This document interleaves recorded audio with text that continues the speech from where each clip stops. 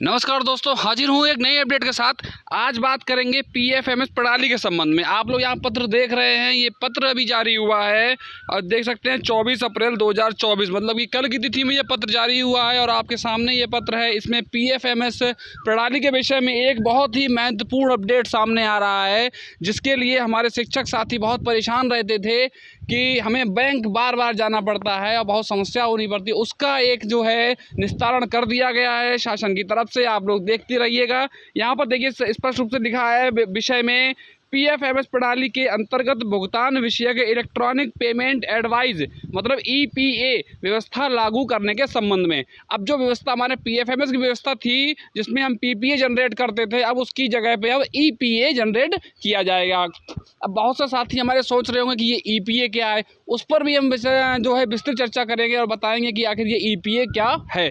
आप लोग देख सकते हैं जो प्रथम पैराग्राफ में ही लिखा हुआ है, इसमें उपरोक्त विषय के संबंध में अवगत है कि केंद्र प्रायोजित योजनाओं के अंतर्गत एसएनए प्रणाली लागू है भारत सरकार के दिशा निर्देशों के अनुरूप। ये जो एसएनए प्रणाली है, इसके अंतर्गत आपको बता दें कि ये जो वित्तीय कार्य होते हैं जो किसी भी विभाग में हो सकते हैं, स्कूल ही नहीं, चाहे वो हमारा जो है बीएसए ऑफिस हो या फिर सीडीओ ऑफिस हो या फिर जनपद स्तर के बाद प्रदेश स्तर पर भी डायरेक्टर ऑफिस हो, वहाँ पर भी किसी भी प्रकार का जो भी कार्य होता है वो सब ई पेमेंट के द्वारा होता है, जिसमें कि पीपीए जनरेट किया जाता है। वो सब कुछ एसएनए व्यवस्था के जो है अंतर्गत आता है। तो इसमें क्या है कि एसएनए प्रणाली में भुगतान विषयक ईपीए व्यवस्था लागू की जानी है। ईपीए व्यवस्था आपको बता दें कि बहुत काफ़ी समय से ये जो है चल रहा था प्रकरण, शायद कह सकते हैं 2021 में, लास्ट मंथ 2021 से ही चल रहा था। उसके बाद में 5 सितंबर 22 में भी एक लेटर आता है भारत सरकार का कि ईपीए को लाया जाए पीपीए के स्थान पर। तो अब अंततः तो देखते हैं कि परेशानियाँ बढ़ती चली गई। शिक्षकों द्वारा काफ़ी जो है सब दिया गया, प्रयास किया गया कि जो ईपीए को लागू किया जाए। पीपीए में चक्कर में बहुत ज़्यादा जो है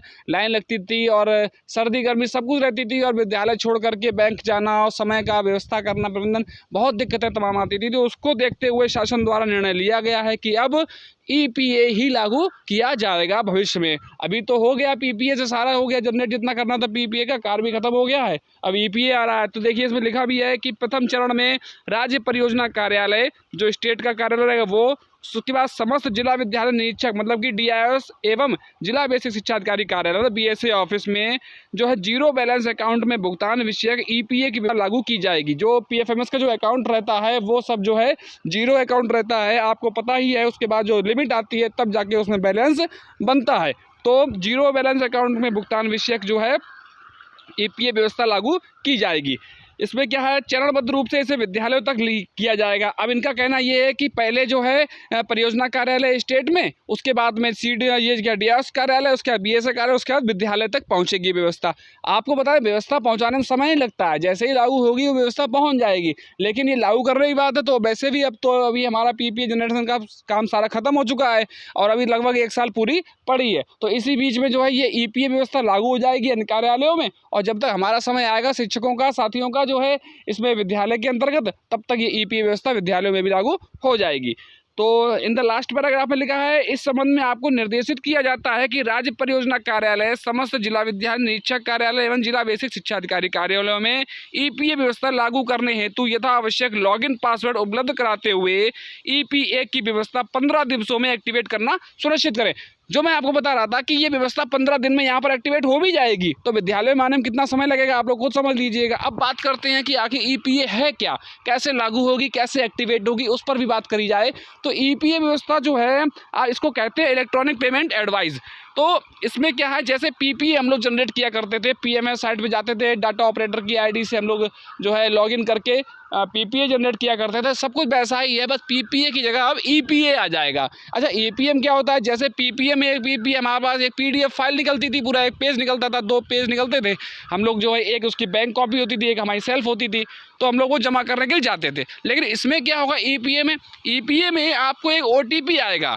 जब आप लोग जनरेट करेंगे उस पीपीए को, उसकी जगह पे एक ओटीपी आएगा और ओटीपी जब आप फीड कर देंगे, सबमिट कर देंगे, वो आपका ऑटोमेटिक उस वेंडर के में पैसा पहुंच जाएगा और आपका ओटीपी सबमिट करते ही संबंधित बैंक को भी नोटिफिकेशन पहुंच जाएगा कि ये ओटीपी सबमिट कर दिया गया है और वो बैंक जो है पैसा डेबिट कर देगा उस वेंडर के में जहाँ से आपने कोई भी जो है वस्तु खरीदी है।